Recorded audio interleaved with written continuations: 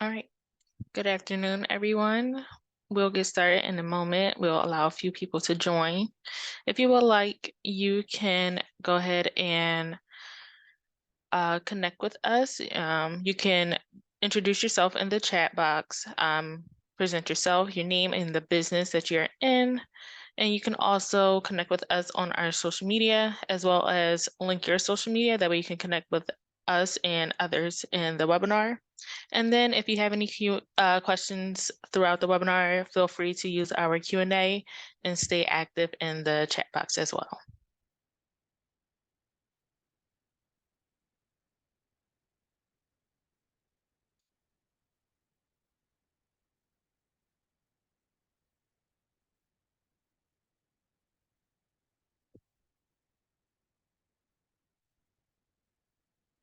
Thank you, Amanda, for starting that chat box.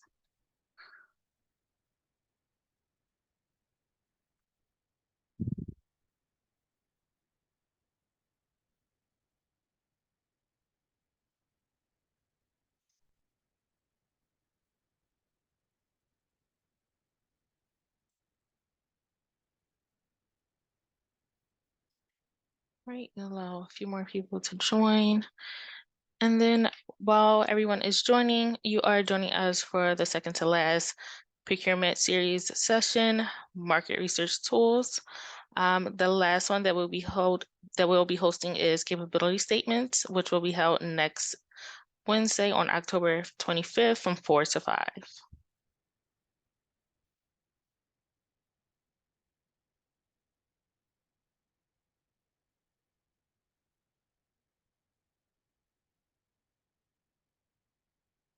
All right, again, thank you everyone for joining. Welcome to the Temple SBDC. The Temple SBDC helps small businesses start, grow, and succeed. We do this through our no-cost consulting and a variety of our no-cost webinars and training programs like you're joining us for today. You're joining us for pivoting to procurement, market research tools. This webinar is recorded. We will send a follow-up email with all training materials to all attendees within 2 to 3 business days. All attendees have been muted. We do encourage you to post any questions in the Q&A box. Now I'll turn over the floor to Isabel Chrome. Thank you so much, Tan. Welcome everybody to Pivoting to Procurement Market Research Tools. Taylor, it looks like there is a request in the chat for the link to next week's session. Yes, I'm linking that right now. Beautiful. Thank you so much. Okay, so today we are, I think, session 5 in our 6-part series on pivoting to procurement. So hopefully these last 2 will be kind of practical ways to help you all, strategize for your entry into this market. Today we're going to talk about market research tools. Tomorrow or next week we're going to talk about capability statements. So far, we have talked about, if you've missed any sessions so far, we've talked about, introduction to government contracting, different contract types. We've talked about the ways that certification can help you market yourself to these larger entities and government agencies. And we've also talked about some local procurement opportunities on a state and local level here in Philadelphia. So today we're going to talk about market research and what is it? How could it help you? My name is Isabel Chrome. I'm a business consultant here with the SBDC. As you just heard, here's a little bit more about what we do here at the center. We are part of a statewide network of SBDCs, and we're hosted by the Fox School of Business at Temple University. As we go along, there are going to be a lot of links that I share, websites that we go to, databases that we're going to review. It's going to get a little bit technical, so please do feel free to ask questions. If there are acronyms that don't make sense that I keep using, I'll try to explain them as I go along, but there's a lot of them, so if I miss one, do let me know. And if I'm speaking too quickly, if you can't see my screen, if something else is going on, please do let me know. I'm going to also share, as we get into more of the database part of this, I'll be sharing a PDF of my slides, just so you don't have to wait until the follow-up email to explore some of these websites yourself. So feel free to follow along as I go through them. There are probably more resources out there than we will have a chance to cover in an hour. So I'm going to do my best to highlight the most important ones, and I've included links to all the ones that I'm familiar with in the deck. But before, we get into the kind of hands-on database portion of this, what even is market research, right? So market research is all about gathering information about your target customer. So market research in this context, if you think about, if you're used to doing business with individuals or small businesses, market research is about understanding, first of all, who your customer is, right? Who is this customer I'm trying to go after? What are their needs? What are their preferences? What are their behaviors? How often are they buying my product or service? What are they looking for in a product or service like this? What is the customer problem I'm solving? What do I know about my customer? All those things that help you better understand how to sell, how to make that sale to your final customer. It's very similar in the in the procurement context, with one big exception. Imagine if you think about the last customer that you had. Imagine if you had access to like their household budget, or if they're a small business, to their like QuickBooks account, and you could look at everything they're spending and who they're spending it with, and what they're budgeting for next year. That would make it a lot easier to sell to them, wouldn't it? Well, when you're working with governments, not so much large corporations, although sometimes, but with governments, you can find that information out. There's transparency. You can usually find out what governments have been spending, what they're planning to be spending. You can get a sense of what these different agencies' priorities are, how willing are they to work with small businesses. Lots of really useful practical information to help you answer some pretty specific questions that are very important to you as you enter the procurement space, as you enter the marketplace as a vendor to large organizations. Because one thing that we talked about in the introduction to government contracting is how risk averse large corporations and large government agencies are. What do I mean by risk averse?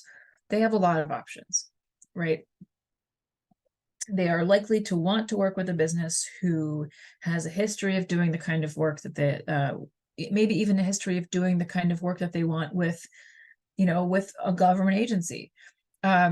Because they often have those options. So it can be challenging as a small business owner to make yourself as attractive as possible to that corporate or government buyer, and make yourself the least risky, the best possible option. It's easier though, and we'll talk about ways to do this. There are ways that you can identify opportunities that might be a good fit for you before they're actually announced, and give yourself a little bit of an edge. The first question, so what can market research do for me? So you can search for spending with similar businesses. You can search for, okay, this particular agency or office has worked with a market research firm, a graphic designer, a staffing firm in the past. This is the approximate contract size.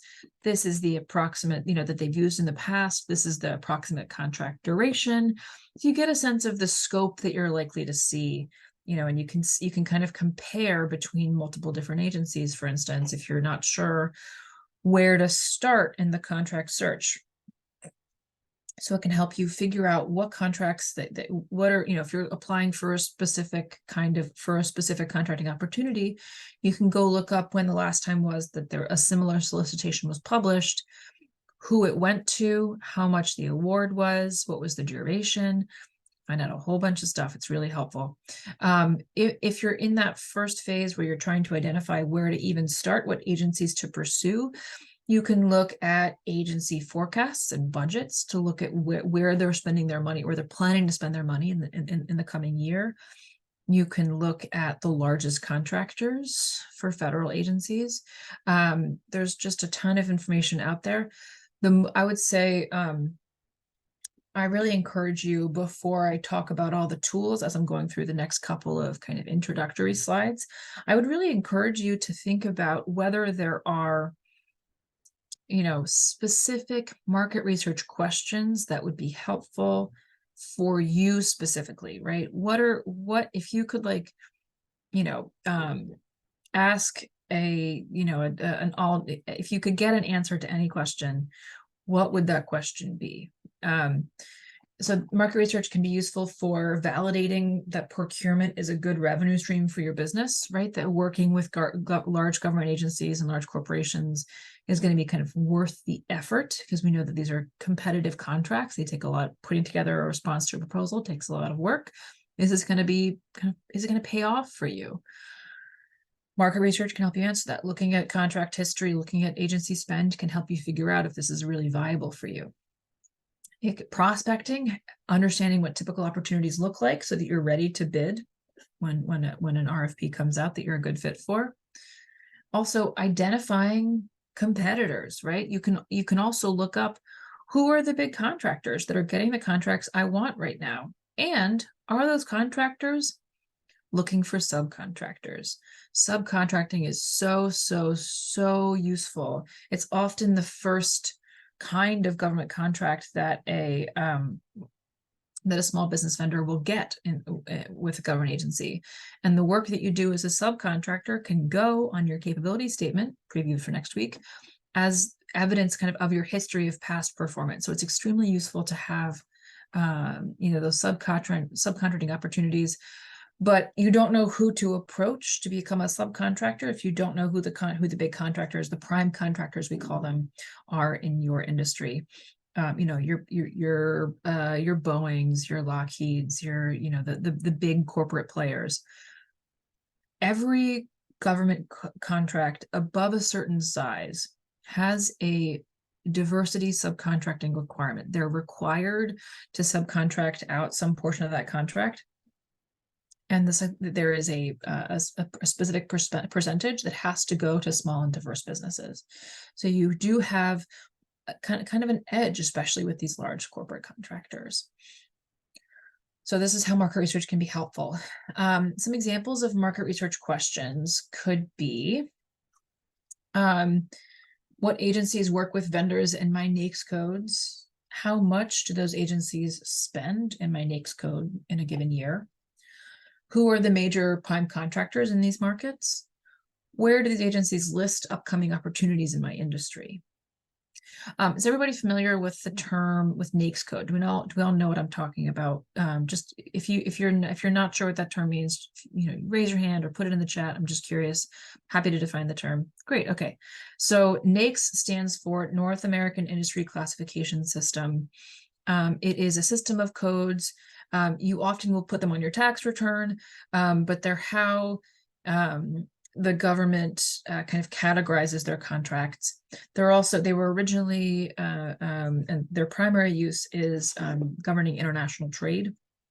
So North American Industry Classification System, those codes were set up in treaties between Mexico, Canada, and the US. So knowing your NAICS code, your industry code, is extremely helpful in sorting through some of these massive data sets that these tools can generate. NAICS codes can be very, very specific or very, very general. If you make a packaged food product, for instance, there is one NAICS code for corn chips and another NAICS code for potato chips. I'm not sure why. But if you have a professional service, if you're a professional service provider, there's like one code for like business management consulting, which, as we know, can look like 15,000 different things. There's like one code for, I think there might be a couple of different codes for staffing based on whether you're like medical staffing or non-medical staffing, but it's not hugely specific. So know that the NAICS code, depending on how general or specific your code is, you may have to do a little bit more filtering to get useful contracts data for you. So knowing your industry code and knowing how general your industry code are very helpful. If you are curious what your code is and you don't happen to know it already, go ahead and show you where you can look up your NAICS code. So you can go to NAICS.com is actually not the place I would go for a NAICS code. I would go to census.gov. That's the kind of the government's database for NAICS codes. They're updated pretty every few years. So there's a 2022 version, a 2020 2017 and a 2012 version. They're not that hugely different, but across those different updates, but make sure that you're using the most recent version of it. Keep in mind, if you find contracts data from 2017 or older, the codes might be slightly different. And before 2012, if you even want to go that far back, which I don't think it would be terribly useful to, but if you go further back than 2012, the NAICS codes were called SIC codes until like the 2010s. So SIC, very similar thing, standard industry classifications, but all these are industry codes. If you're not sure what your code is, you can search for it. Like, let's say you wanted to search for, I like the snack food manufacturer just because it's so super granular. Corn chips, potato chips, the tortilla chips, those are all 313. But there's a different code for within this. There's a different code for nuts and seeds. Popcorn has a different code. Pretzels. So you can see for each of these codes, you'll get the kind of the industry code, the full definition of it, what is contained in it, and then the cross references, what is often confused in this code or is similar to it but is not the same, is not the same code. So that's NAICS codes. If you don't know your NAICS codes, it's useful to look it up. A lot of the information around like contracting goals, contracting spend is organized by NAICS code. So good to know. Also keep in mind that these codes, there's almost like a if you're familiar with like the nomenclature for scientific, like the scientific names for animals and how there's like a genus and a species. The first part of this code is often refers to a larger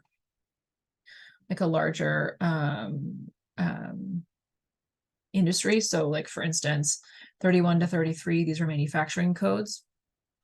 And there's like manufacturing, food manufacturing, animal food manufacturing. You can see how if you add on a number, you get to a more specific code. If your code is less than the full number of digits long, you probably need to do a little bit more digging to find the real code that's the most specific to you. But sometimes you'll see data organized in these kind of larger sections. So it's nice to know that those exist. You can also certainly look up if you're curious whether or not you are a small business, because the size standards are different depending on the industry code that you have. So you can look for small business size standard 2023. And that's an SBA.gov list, and it's by NAICS code, and it tells you the size standard above which you are no longer a small business. These are fairly generous size standards. These are millions of dollars. So let's say you are a peanut farmer, you'd have to hit 2.5 million dollars in revenue before you're no longer a small business. Some industries, it's defined by numbers of employees. So you'll notice if you are, a mining company, it's a pretty big number. But if you are, let me scroll down here to a smaller one. These are all manufacturing. It's going to be huge ones. There are like employee size standards that are lower than 500. But by and large, like, if you're an IT value added reseller, you have to, if you have more than 150 employees, you're no longer a small business. For the purposes of our conversation, I don't usually refer back to these because I think I've only ever worked with one client that wasn't considered a small business. It's a pretty generous standard. But if you're curious what it is for your industry, you can look it up. So market research questions. So we're going to go through the different tools for federal, state, and local contracting in that order. I'm going to do my best to cover all three categories and leave room for questions as I go. So I'm thinking to get us all out of here at 5 o'clock, we're going to spend 10 to 15 minutes with each of these, with each kind of level of government, looking at the tools available. If you have questions along the way, please do ask. Any questions so far on what we're going to be covering today? Or examples of market research questions, anything like that? All right, nothing so far. Cool. Don't hesitate if you are curious.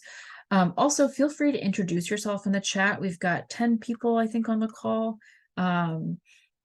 If you're interested in procurement opportunities, it could be that small businesses are also in your customer group. You never know who on the call might be looking for a provider that does the kind of work that you do. Feel free to introduce yourself, drop a website, drop a social media handle. I know it's Zoom, but we can still be networky. All right, so market research tools for federal contracting. These are probably the most unwieldy just in terms of the amount of data that you get out of them. But for federal contracting, they're so useful. You can tell I've been clicking around to prepare for our conversation today. So I'd like to start out with the SBA contracting guide. This is sort of the SBA's the Small Business Administration. It's one of the 100 federal agencies, 100 and something federal agencies. This contracting guide is kind of all the repository of links that the SBA has put together to help small businesses like yourself find federal government contracting opportunities. SBA is the main kind of advocate for small business contracting within the federal government. They're also the main funder of small business development centers and other SBA resource partners. They also guarantee small business loans. So they're in your corner. So small business, they have kind of an overview of how this all works, and then they have more learning you can click into for specific topics. I like looking at, the size standards are linked here.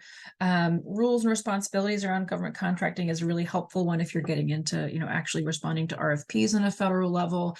I love, if you missed our session on the types of government contracts, this one is so helpful as just understanding what the different the different kinds of contracts are and what of them are relevant to you. You can look at the different set-asides that are out there. 8A, HubZone, women-owned small business, service disabled, veteran-owned. We'll also look at a way to kind of track individual agencies' spend in each of these areas. You can kind of see who is putting their money where their mouth is in terms of actually valuing, the work that work with small businesses. That's not helpful. So I like this guide. I'm not going to go through each piece of it because we'll just be here all day, but there's a lot here. USAspending.gov is my kind of first port of call for small business data. If you're looking for for information about federal contracts, because it's just the most user friendly. It doesn't have as much, it doesn't necessarily have as much as like SAM.gov might have. It's not forward looking like the agency procurement portal, but there's just a ton here. So for instance, you can look at like federal spending by state, what states get the most spending, trends in federal spending, just broadly speaking, what agencies are spending more, are spending more every year, what agencies are having their budgets cut, spending by industry. I love this one. Federal spending by industry. You can see it's all sorted here by NAICS code. You can check into if it's fiscal year. We are currently in fiscal year 2024. The federal fiscal year runs September 30th through September 29th. So basically October to September is the federal fiscal year. So right now we're in fiscal year 2024. But fiscal year 2023 is the most recent kind of complete year. So you'll, change those keywords and click submit search. And now you're looking at the, federal spending that's from a complete year instead of year to date. You can filter by keywords. You can enter your industry here, for instance. You could filter by time period. You can filter by agency or award type, grants versus direct payments versus loans. There are federal grants as well as federal contracts. All of these things are kind of generally called awards. The SAM.gov stands for the System for Award Management. SAM.gov is basically the federal government's like payment system. So if you want to get paid by the federal government, whether that's a grant or a contract or a loan, SAM.gov, you've got to have a portal in SAM.gov or an account in the SAM.gov portal. We are, we receive grant funding from the SBA. And the agency that handles our grant funding, that their banking information is in a SAM.gov account. So this award type information, this number, I would recommend going for contracts as opposed to grants or loans, just to filter out kind of nonprofit stuff or research grants that might not be applicable to you. So again, we're going to hit submit search to refresh that. You can also look at maps. So you can filter into spending with contractors in your area. You can click into, I think you can click into these bars and get a little bit more of an idea. But yeah, this is a fun one to play around with. I really like this one for just like a general big picture. We're gonna United States. You can even go by zip code. You can go by award amount. So like if you only want to look at this, like the $1 million contracts and under, so smaller contracts, you can only look at the smaller contracts. You can go, search by NAICS code. You can search by type of set aside. So I only want to look for, contracts that are spend in areas that are set aside for 8A or WOSB or what have you. You can click those filters, and the output can be either a map or a table. There's lots of info. You can look at just prime awards, meaning awards that are going to a specific contractor, or you can look at the full picture. There's just there's a lot to play around with here. System for awards management is, I would say, it's the everything database. So as I mentioned, it's where you go to get paid. So, you will probably need a SAM.gov login at some point. SAM.gov has just logged me out. So let me go ahead and log back in. Give me a second. They're going to just, I was logged in right before this. And it just logs you out after like 2 minutes or something. So isn't that fun? Let me get logged back in. The thing I like about the SAM.gov system is that it does spit out an Excel file.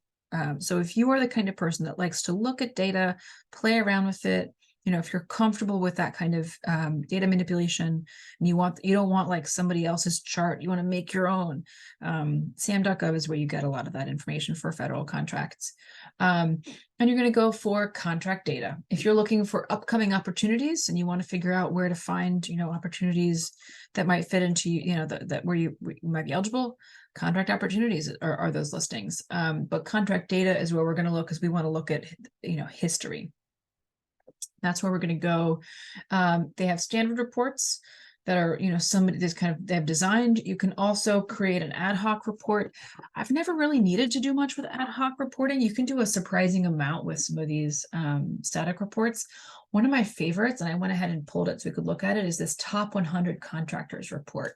So these are the really big federal contractors, and they're separated out by agency. If you here along the bottom, there's many tabs.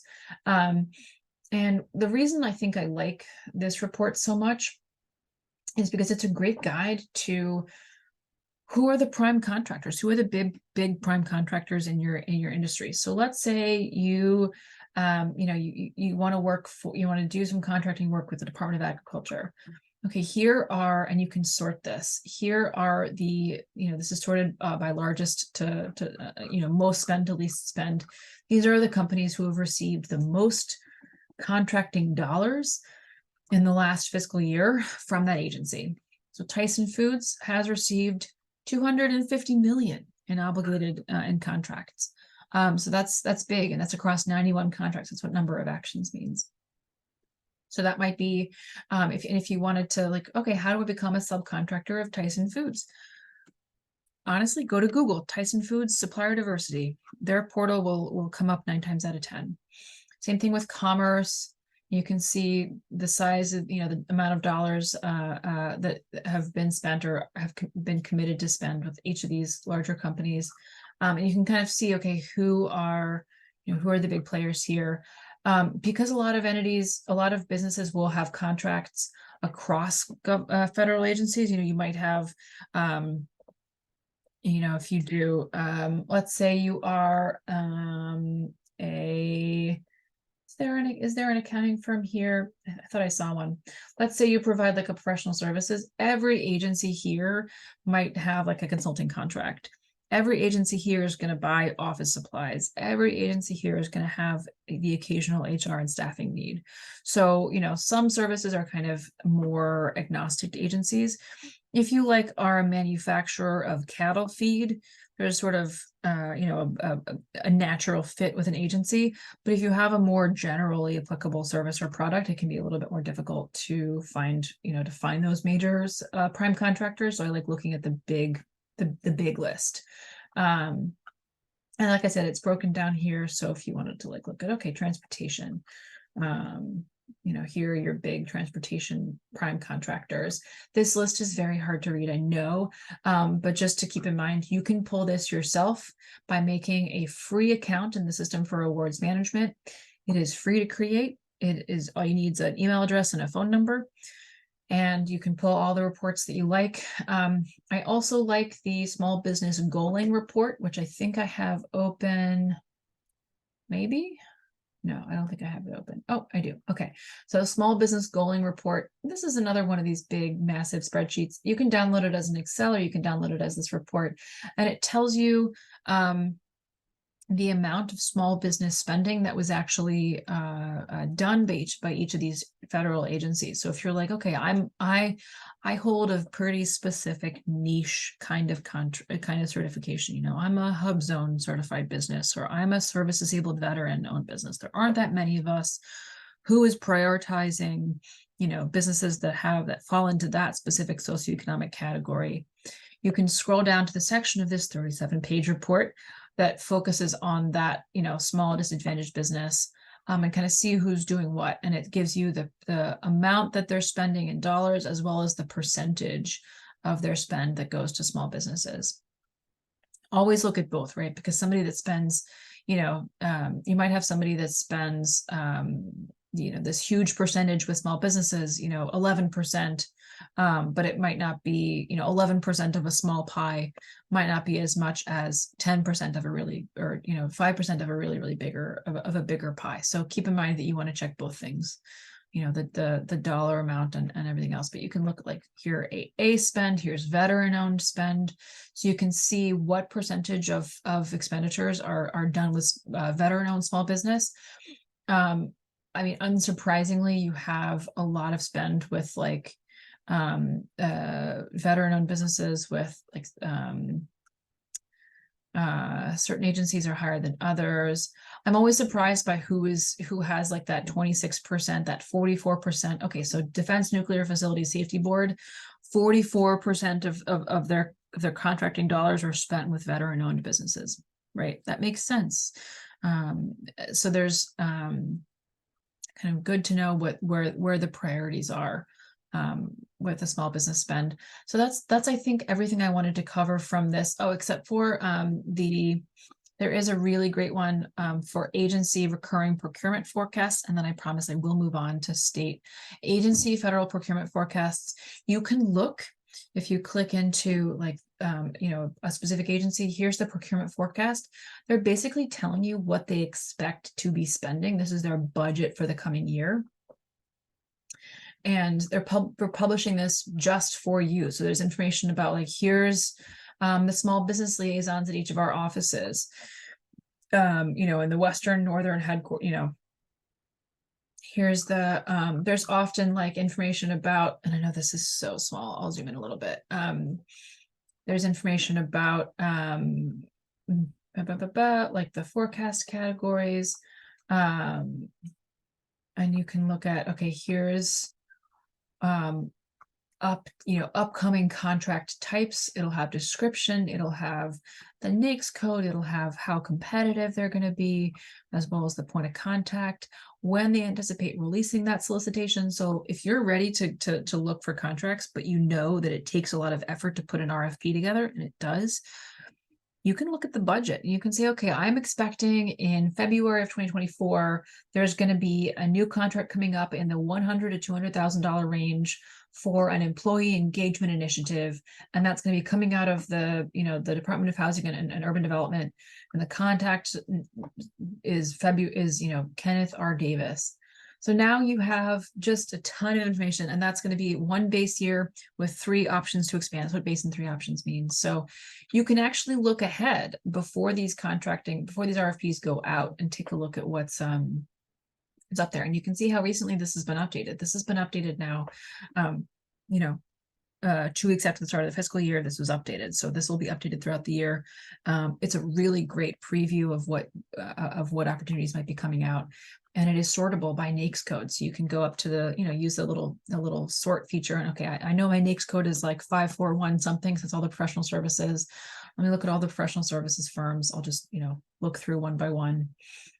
Great to know. Sole source contracts are a little bit different than small business contracts. So you might want to know if it's a recompete or a new contract. A recompete means that this contract has gone to somebody, and before they can award it again, they've got to kind of put out a call. So if you see recompete, you're going to want to take that contract number and go find the corresponding e-contracts data in sam.gov. Who are you competing with? Who held that contract before? Very helpful information to know as you're preparing your own bid. All right, I'll stop with federal contracting because I know a lot of us are not quite there. The contract sizes are large, they're competitive. You're competing with contractors all across the country and the world. State contracting can be a little bit more approachable, and we're also going to talk about city. So state contracting can be a little bit more approachable. What I like about some of the state tools, we're going to go through the transparency portal that lays out the whole budget. We're going to talk about the contracts e-library. There's a treasury checkbook, so you can see every payment the state of Pennsylvania has made. There's just so much information. And the transparency portal has all of it. The e-library has searchable contract data. It gives you these big spreadsheets that are honestly a little bit challenging to get through, but you can filter them and cut them down, and they can be useful if you're handy with a data set. The treasury checkbook is searchable as well. You can search by payee name. So if you're like, okay, I want to get this contract, but I can't afford to spend money to fulfill the terms of the contract and then not get paid for 6 months. So I want to go figure out, what this agency typically has, what their kind of typical payment cadence is. Do they, cut checks, quarterly, monthly? How long can I tell anything about how long of a delay there might be from the invoice or whatever the kind of the bill that comes due is with the payment that's released? You can find a lot about that from the treasury checkbook. So let's take a look at those resources. And that's going to be, I'm going to close out of some of these federal ones. Here's our sam.gov. Here we are at the Pennsylvania Transparency Portal. So this guy's there's a lot here. And the dashboard is a good place to start. Just what is going on? Are we over budget? Are we on balance? I like, comparison with fiscal year. How closely does do certain expenditures match up with federal spend? But largely, my preferred way to get good information here is to look at the contracts e-library, although you can also certainly look at total expenditures. And this will maybe help you kind of narrow down who the big players are. If you're like, I just want to chase the money. Okay, the Department of Human Services spends the most money. This is not going to help you find contracting opportunities necessarily, but it's just helpful to understand kind of the magnitude of the budgets here. The Department of Human Services you can click into that pie. Okay, it's mostly out of this general fund. General fund doesn't break it down any further, but it does show you trends over time. So there's, expenses are increasing. And this smaller little bar here is where we were at this time last year. So you can tell right now we're on track to spend a little bit less out of this fund in 2023. So go back to, the total expenditures thing. It's not the most useful tool, but it's decent to get some kind of general info on some of these state agencies. But I also like, there is a very, very, very large thing you can find if you're looking at the ACFR report. That's this guy, Annual Comprehensive Financial Report. It's analogous to a corporate financial disclosure form. So corporations are required to submit these big audited financials with additional management information to their shareholders every year, and those become public. They're great sources of market research information for corporate contracting. This is the equivalent of the state level. It is extremely large, so I don't recommend, it's a 300-page document. So, nice bit of casual beach reading. But there's a good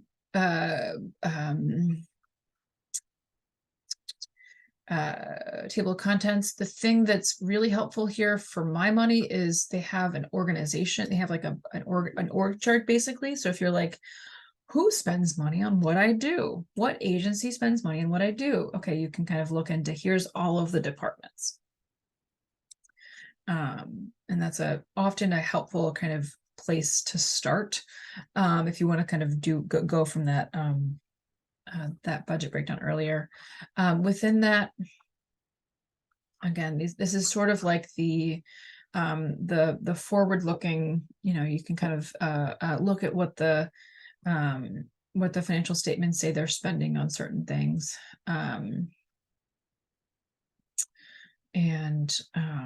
So this is, I wouldn't start here necessarily, but this is a good resource if you have specific questions about like why is this change happened. This is the contracts e-library. So you get here, let's say you're back at the transparency portal, which is a state treasury website, and you want to look at trends in contracts. Your market research question is how, what kinds of contracts does the state of Pennsylvania do with businesses like me? The contracts e-library is where you're going to want to go for that, and you're going to want to go to the contract search. And you've all these fields. If you're looking for a specific contract that your major competitor in your industry got a contract last year and you want to know what it was for and how much it was, you can look up by the business name. You can look up by agency. You can look up by the contract amount. You can look, I really recommend always putting an execution, some time limits on here, because this data goes back decades. But you can also just do a keyword search by subject matter. Like, let's say that you make flags and you want to look at how much money the state of Pennsylvania spent on flags in the last year. I'm going to look 10. I'm just going to go, 22nd to 23. I'm just going to look October to October. And I'm looking by execution date, not by end date. If you want to look at what might be coming up for renewal soon, search by end date. But I'm going to search and I'm going to find 15 entries here. Flagpole installation at the convention center.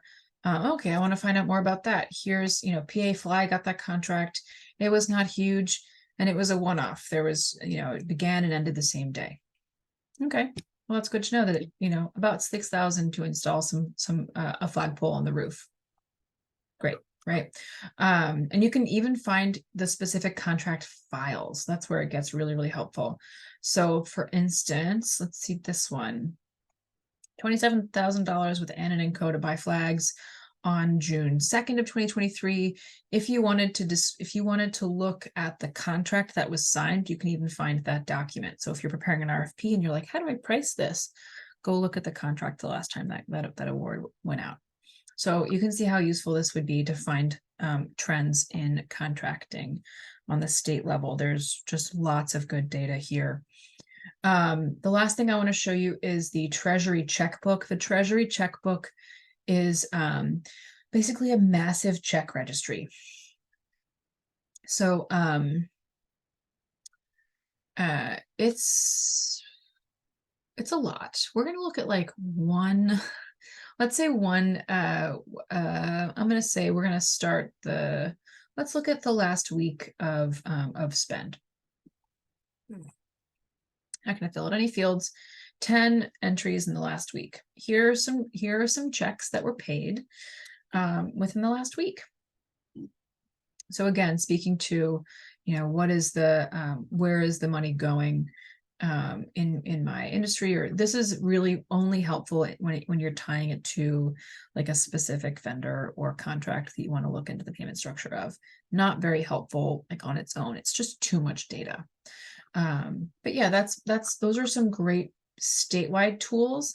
I'm going to move on to city level market research tools. If anybody has any questions, don't hesitate to jump in at any point. So the city of Philadelphia also has a lot of great transparency tools. I would say my favorite is this aggregate city payments, because it shows you what offices are spending money, and it's by department. So like this is the office of each of their services.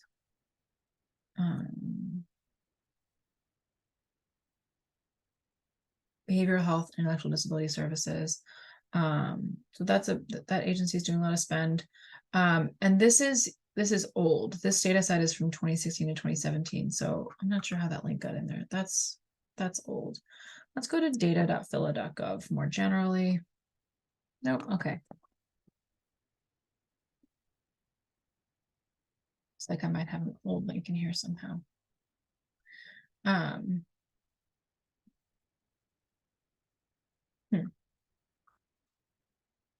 Okay, contracts, information, resources.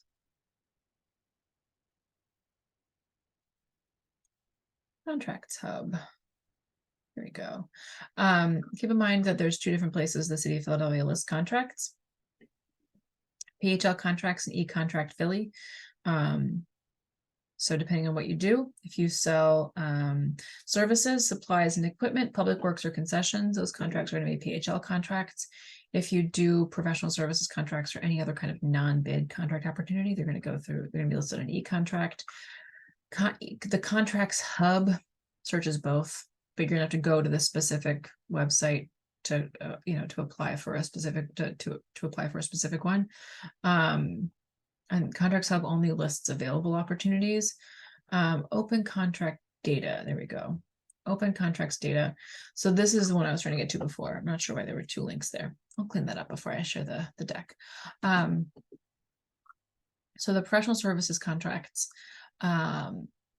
This is a downloadable CSV data, and this is up to date as of 2020. So it's still a couple years out of date, but it's the best we got for the city. It takes time to be transparent, and it takes money to be transparent. And we know, if you lived in city of Philadelphia long enough, they got a lot going on. So these are the contract dollars. This is what agencies are contracting out and how much they're contracting out. You can search within, you can search by vendor or by type or by description, or you can search by, use a search field, and you can look, again, you can output this whole thing as a data set, but this is some great data for, I was just talking to a client the other day who was thinking about if they were considering a specific contracting opportunity with a large local corporation. And they're like, is it worth it? This contract looks like it's going to take a lot of this, RFP is going to take forever to respond to. Is this worth it? How do I know what the prices are? I was like, okay, well, let's go look at what, a more transparent agency like the city of Philadelphia is spending on these services. And we went to this, looked up contracts in the e-contracts hub, and turns out this client, for their particular industry, there are like, numerous contracts that the city of Philadelphia does. And she can see who's getting those, and she can tell that she's competitive compared to those. And so she's like, okay, I don't know, and there's dollar amounts here as well. So you can kind of see what, based on the scope of service for that contract, what's a reasonable kind of bid for a different one. So even if you're not necessarily going for a contract with the level of transparency that the city has can be really helpful when you're preparing to respond to a corporate RFP. So that's just a fun example. But yeah, there's, you can see what entities are getting these contracts. You can search, you can also filter, look at the contract amount. So right now, this is the largest to smallest. And you can search by vendor name. You can search by the department. So I want to look at, you can filter. So there's lots of stuff you can do here. It's a little bit easier to manipulate the data if you go for downloading the data as a CSV file. Just it's a little easier to manipulate it in Excel. So I like also the resource page, the procurement department's resource page, which I think we were just on. There's lots of good information. How do you get certified? If you're looking to do business with a local city, a local business, you want to do business with somebody else who's local, you can find a list of local business entities. You can register as a, as a diverse business to do business with the city. You can find a diverse business, find out information about programs the city may have right now to encourage, like the Rebuild Initiative, opportunities that might be designed to reach businesses like yourself. And yeah, there's, what does best value mean? Here's more information about what best value means. There's just lots of good resources here. And then Open Data Philly is not associated with the city of Philadelphia. This is somebody else's data set, but there is, if you are a data person, if you really like playing with data, which I happen to be a data nerd, not all of us are, I accept that. But if you happen to be a data nerd, there's 276 data sets that are from the city of Philadelphia that are being hosted on this, on Open Data Philly. So there's just a lot to get into here if you have questions that are not easily answered by other resources. All right, so we covered a lot. Let me see if this one is a great one. This is a Google Doc from the city. It may not, it's still live. I love it. Okay. So it's genuinely just a Google sheet. Like, I love the city of Philadelphia. And what I love about this is that it tells you by council district. So not quite like block to block, but still, what section of the city you might know your council district. And it tells you what percentage of certain contracts were paid to. MBE stands for Minority Business Enterprise. WBE stands for Women Business Enterprise. You can see, okay, aviation has 10% of its total spend going to minority-owned businesses, 8% going to women-owned businesses. The total in, what year is this? It's no time frame at all. That's helpful. I think this is annual, but it's just no data here.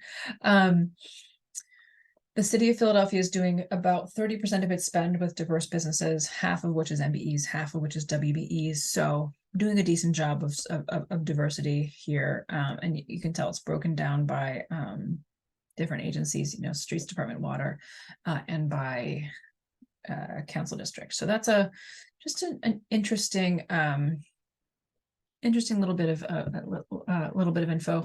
Doesn't have any breakdowns or any next steps, so it's not terribly helpful. But I think it's just interesting to see what districts have the most spend and the least spend, and just kind of interesting facts. So that's the deck. That's the market research tools. We have a few minutes here. I'm happy to take any questions that you have. Anybody have any questions?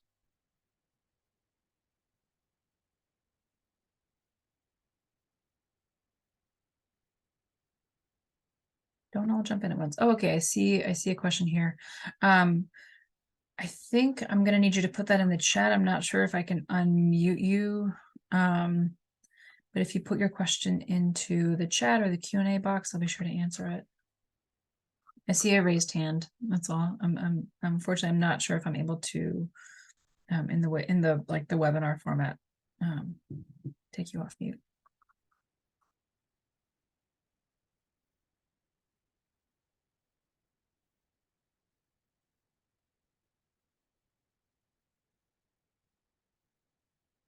Maybe I can. Let me see. I'm gonna go ahead and see what this does.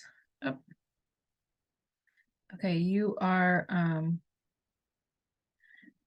William, I've unmuted. I've allowed you to go off mute if you want to ask your question. Hello? Hi. Hi, this is William, everyone. I had a question for you in reference to the contracts under the e-library. Mhm. I'm trying to really learn as much as I can to start my own dump truck business, Mhm. owner and operator. Now when it comes to contracts, would that classify for me to look on the ebook library for contracts for that type of work as So well? you'd want to narrow down what level of government. So, city, Philadelphia, state of Pennsylvania, and what agency within them, because they all have, there's a contracts e-library for the state, there's one for the city, and there's, I think there's, the system for awards management, which is the federal ones. I might start looking at the state, like Department of Transportation. I might look there. So that Right. would be the contracts e-library here at the state. If you click into that, you can find, oh, it's going to take a second. Here we go. You can search, put in a keyword and see what comes up and give it a, start and end date and see what comes up there. Great question. But yeah, I would go with a state for your case, and I might look at Department of Transportation or similar. But yeah, feel free to set up a time to speak with me in more detail, about your specific research question if you'd like to. Okay, thank you. Absolutely. Take care. Okay. And yes, you're definitely going to get a recording. I'm also going to just drop into the chat here a link to my slides from today as a PDF. Let me find where I put those. Here we go. Here we go. So those are going to go, there should be a PDF coming through in the chat that's going to have all the links that I clicked on today live. I know we did, there's just a recap, like 15 different websites. So I know there's a lot here.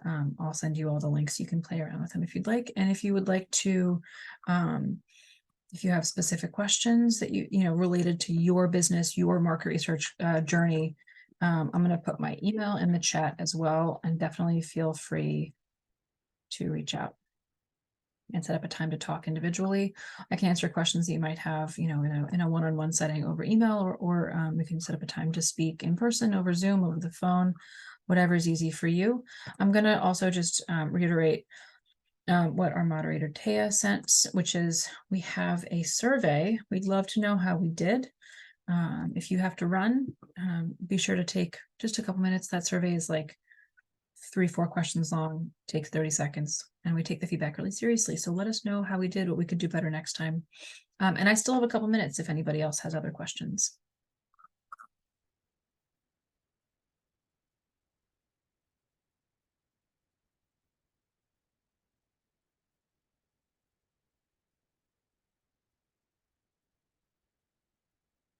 Oh, let's see. The PDF should have gone through in the chat. It looks like it did on my end.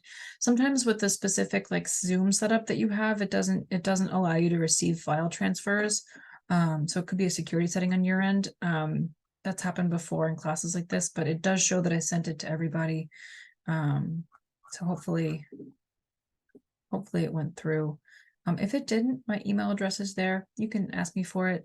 And it'll also go out in the follow-up email after the, that'll go out after the meeting.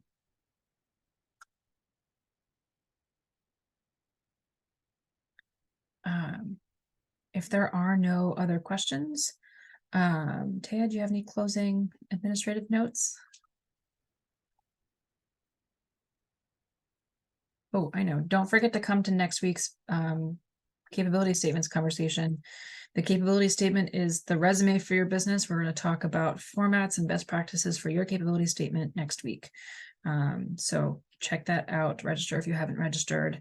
And hope everybody has a wonderful rest of your week. Hope to see you back here in a week. All right, thank you.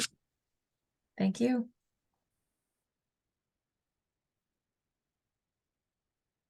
Okay, have a good one, everybody. I'm going to go ahead and close this out.